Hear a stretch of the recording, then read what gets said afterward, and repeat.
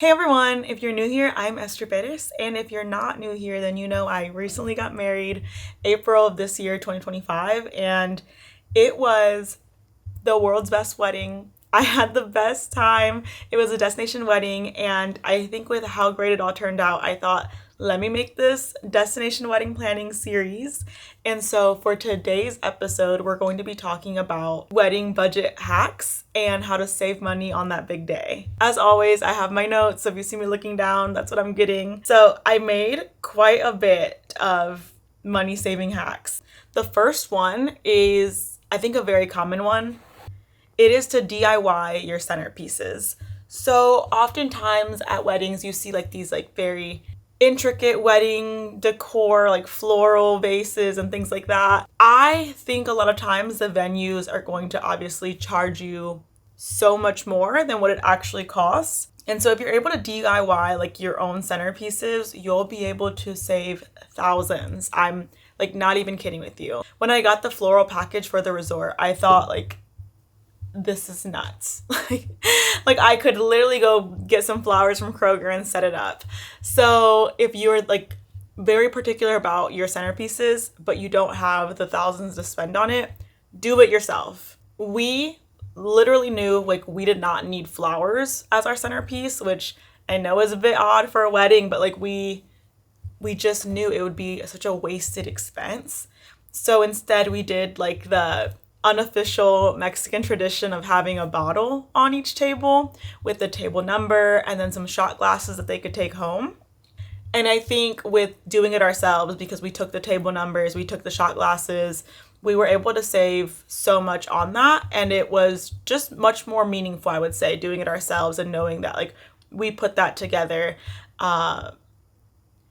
And it was something very meaningful in a way of like, we knew the wedding guests would love it. Our wedding guests, we knew we're going to be like partiers and drinkers. So having that, bottle there with the shot glasses as party favors for them was a really, really great idea, I thought. All right, so this next one, anyone could do it. Recruit your friends. So we knew that I had a friend who her boyfriend is a DJ in Texas, and I knew he knew how to just really blend the party together with different types of people and different types of music. And so I reached out to him or I reached out to her and said like, do you think he would DJ if I paid for his flight down to the wedding and put the room deposit down? And luckily, like she said yes, and we were able to pay for his flight with points. So it really came at like a non-expense to have that wedding DJ. And so I would say recruit your friends to do certain things for you if you know that that's their skill set. Now, another way we recruited our friends was at the venue or resort. They typically only let you in a couple hours, if not 1 hour before the wedding. For ours in particular, they said you get it 1 hour in advance. We can set it up for you at an extra cost, or you could set it up yourself. And I knew I would be getting ready in that hour beforehand. I would not like be in the headspace to go decorate. So I recruited my bridesmaids, I think like 2 of them, to go and put the centerpieces together. That's really all they had to put out, since the venue took care of like making sure they had the tablecloth and chairs out, things like that. But in a Google Doc, I just like listed out exactly how I wanted it to look, where I wanted the drink menu, and they were able to go set it up before the wedding actually started. And that did save me money there, because like I said, they were charging to set it up for you, which that's fine, but I knew I did not want to pay that cost. So I recruited my friends to do that. This next one, I feel like everyone needs to think about. Choose a beautiful location with great scenery, and you will not have to spend so much decorating. I feel like when you're looking at a venue, if it has like those yellow lights that are awful, like don't pick it. If there's no lighting in the venue, don't do it. Like you're gonna need to do so much to make the venue look pleasing to the eye. And there's a good chance your photos might not turn out that great if it's got bad lighting in there. I think for me, when I chose to have mine at the Majestic Elegance Resort in Cancun, I was in between doing it on the rooftop terrace or the ballroom. And I do love like a good rooftop, but aside from that, I just kept thinking about like in a ballroom, it's going to be such a large space. I'm going to have to fully decorate it because all you're staring at are these four walls and chairs and tables. But with the rooftop terrace, like we're overseeing the resort. You see palm trees when you look out. You see the water. Like there's just so much more scenery having it out in a rooftop area. And I think I'm just so happy I ended up going with that because I think that alone saved us so much money. The area we had our wedding in was beautiful with minimal decor because of just the natural scenery. So choose a good location that needs minimal decorations. Also, side note, if you're thinking about getting married outside, I know some brides sometimes worry about like mosquitoes and whatnot, but if you're watching this and you're planning on having your wedding at Majestic Elegance in Cancun, I had my wedding at the rooftop terrace, did not get bit at all. We actually thought about like, should we put candles on the table that are like the citronella candles? And we didn't. And I'm looking back like, you know what? I'm glad we didn't spend the money on that because we did not encounter any mosquitoes, any bugs. It was a great time. Okay, so this next way you can save a little bit of money definitely has to come at your own personal preference. So I had heard that many brides regret not having a videographer at their wedding and that they much would have rather like paid the cost.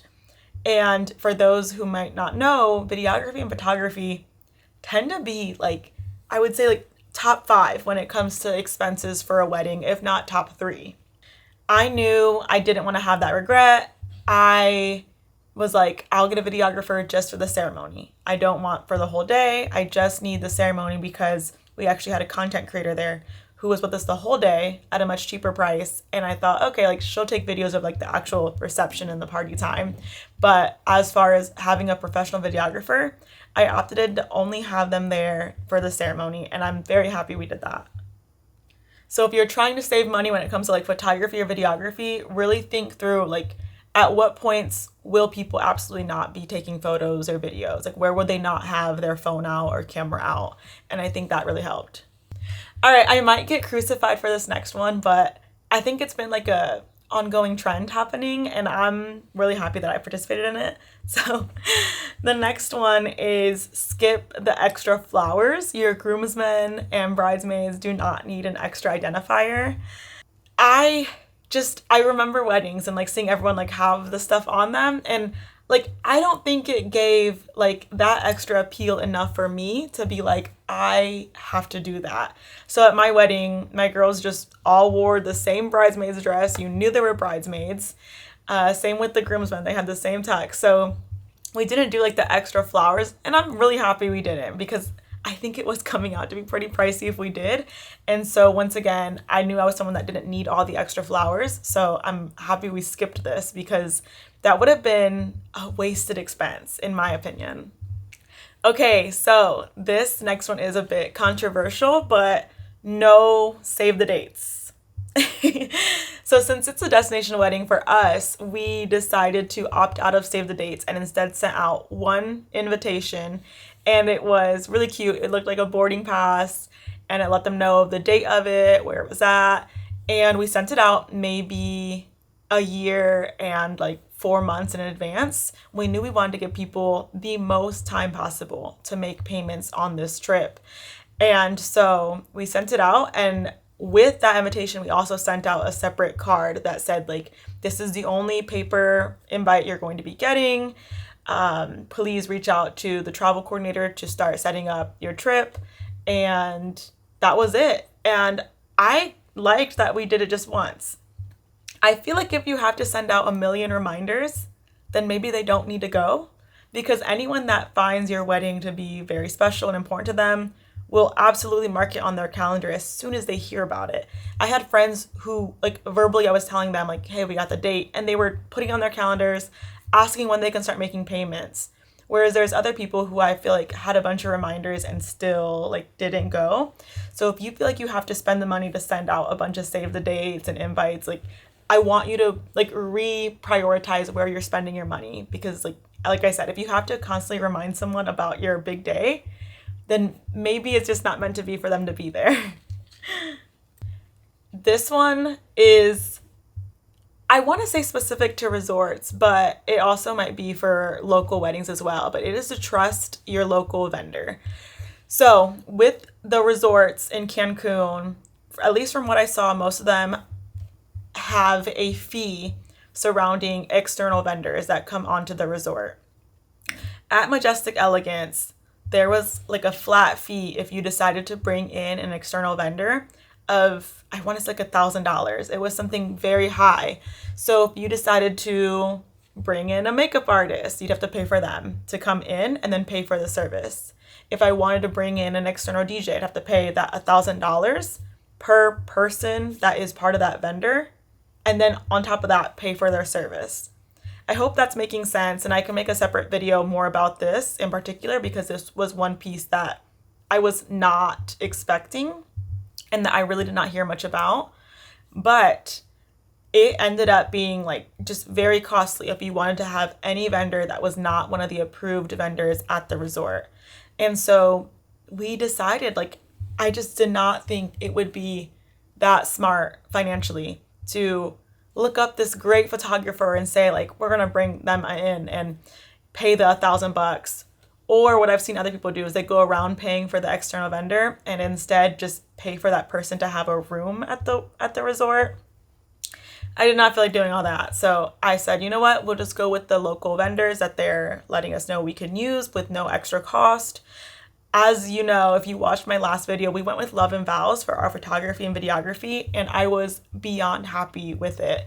So the photos in particular were my favorite. So trust your local vendor. If your resort is giving you like a bunch of fees for having an external vendor come on, maybe don't do it if you don't have the extra wiggle room in your budget. I was really nervous, and I think so was Dion, about trusting the local photographer, but we were just like, oh well, like I know how to use Photoshop. like if I have to fix the photos, I will. But when I got them back, I literally like had my jaw drop because they were just so beautiful. So trust your local vendor. Do not pay that external vendor fee. I'm telling you, like it was like $1,000 for like each person that had to come on site. It was like absolutely ridiculous. Use your points. That is the next one. Use your points. So if you're gonna be flying for your wedding, use points if you can on your flights. We are avid Southwest users, and so with the Southwest card, we knew we were just going to be piling up our points.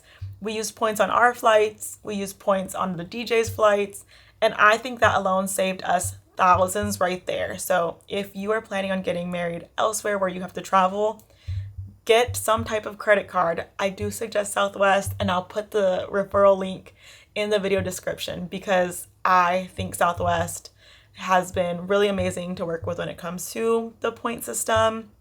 They also fly to so many different places, not just in the US. They fly to areas in Mexico and the Dominican Republic. So I suggest using some type of airline point system so that you can save some money, and it's not even like a little bit. Like flights are becoming so expensive. So save up those thousands by using flight points. On top of that, with flying Southwest, we were able to get 2 bags each, and that helped with the DJ and his items, and that helped with us with taking the decor. So keep that in mind. I know they're moving down to having 1 free bag only for Southwest card members, but I still think that's a great deal because other airlines are charging you like $50 for 1 bag. All right, my last tip, and I put this as an extra tip because I did not do this, and looking back, I kind of wish I would have done this. So the extra tip is that you can have a weekday wedding and it can be a little bit cheaper than the weekend wedding.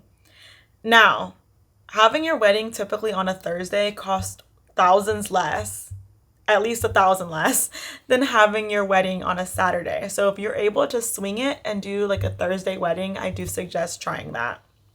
I think when I look back, I'm like, oh, that would have been so nice to do a Thursday wedding because it would have then given people the weekend to hang out with us afterwards. Whereas our wedding was on a Saturday and it felt like everyone had to go back so quickly to get ready for their work week.